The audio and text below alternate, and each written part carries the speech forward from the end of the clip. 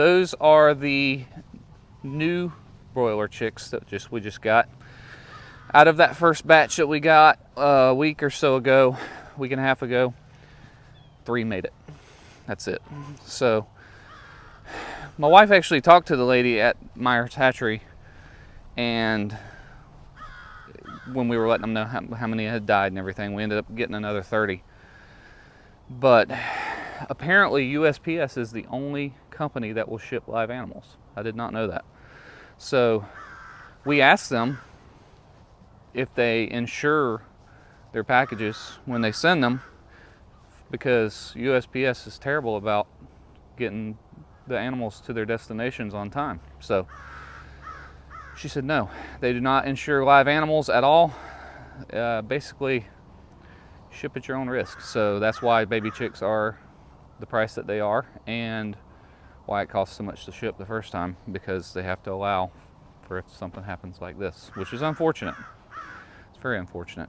And I also didn't know they do not fly them on planes. I always thought they packaged them up, put them on a plane, and shipped them off to wherever they needed to go, and they do not. They drive them the whole way from wherever they ship from to their destination. They just go from different truck, different facility, whatever, but they are shipped on the ground. So I learned something new this week.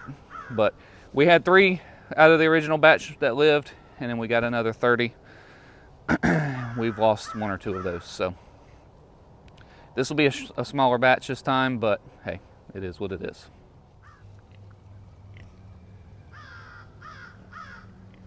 These little guys are growing so fast. I cannot believe how big they're getting. The last 2 that we had sold left the farm this past week, so it's just these 3 babies that are going to be going for our freezer sometime next year. But they're doing great.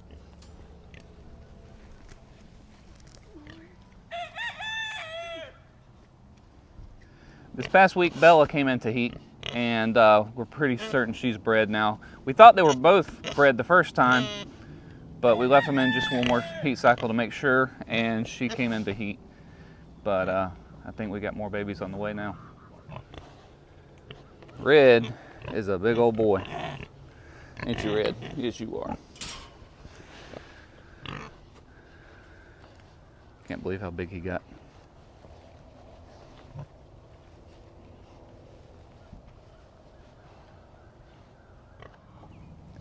Miss Buttercup is a very happy girl now. We have turned her out into this summer pasture. There's really not a lot of grass out here, but there is some, and at least she can roam around and have a little bit of fun. Katie's gotten her trained on the rope very well. She'll walk behind her without very much problem at all.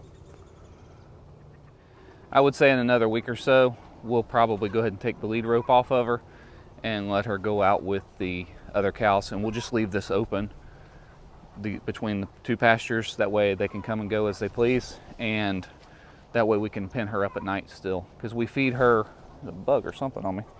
Ant.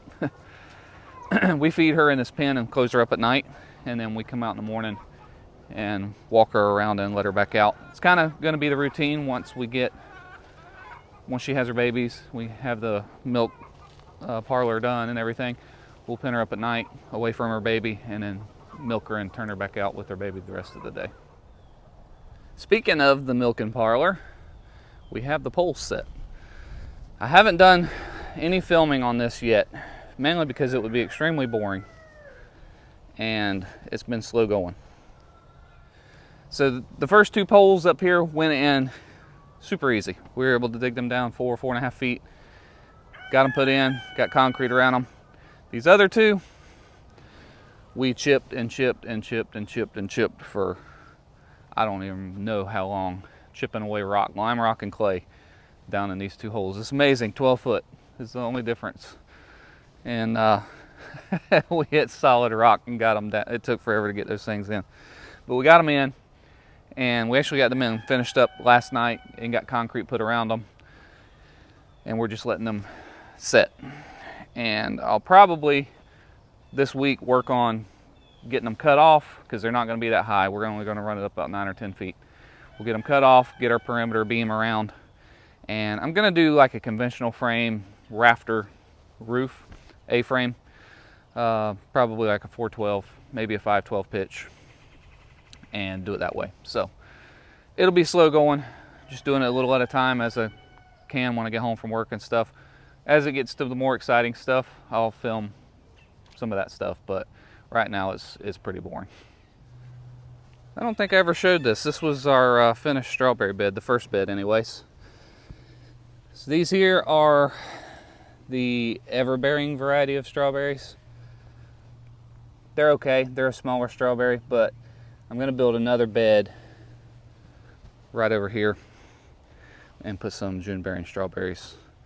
And those are the ones that get nice and big. But I mean, the plants themselves, these are looking great.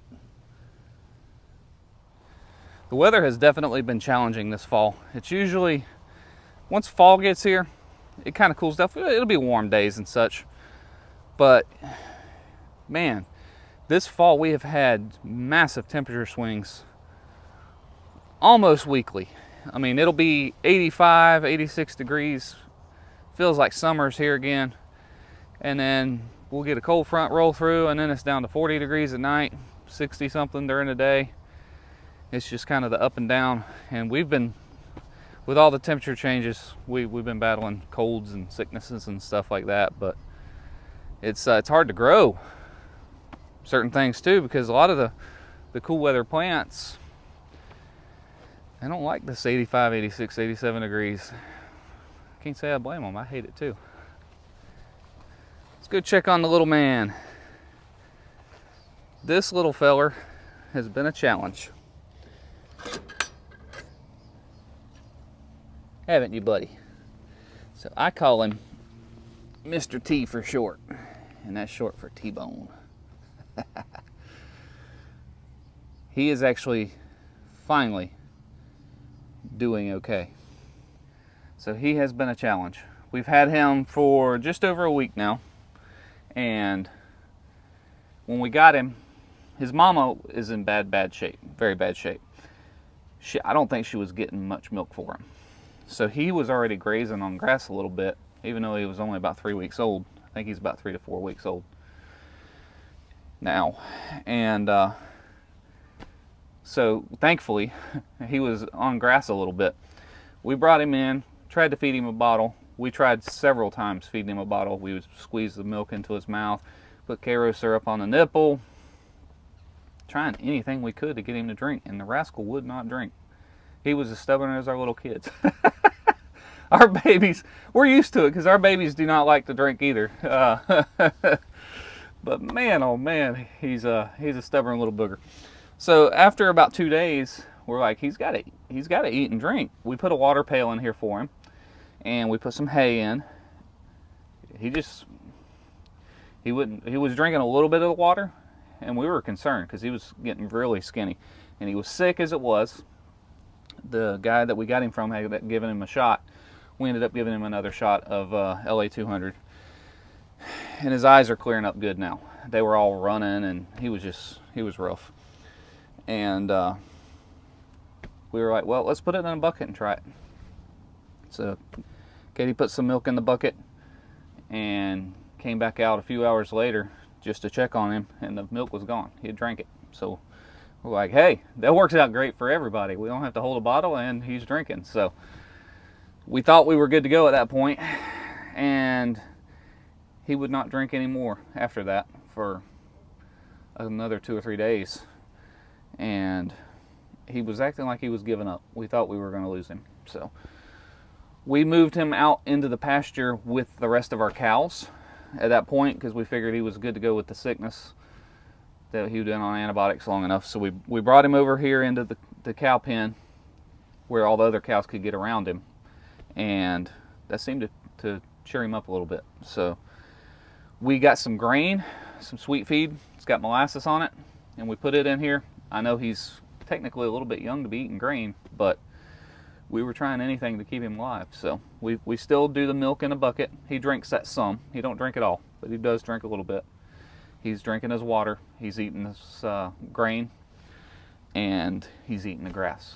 And as you can see in here, there's plenty of cow manure in here. So he is definitely eating and digesting. So we are thankful that he is doing better. Ain't that right, Mr. T?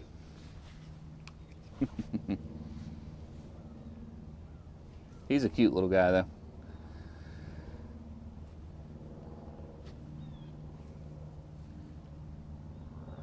I know one thing, this hoop coop that we built for the meat chickens last year has been a huge blessing.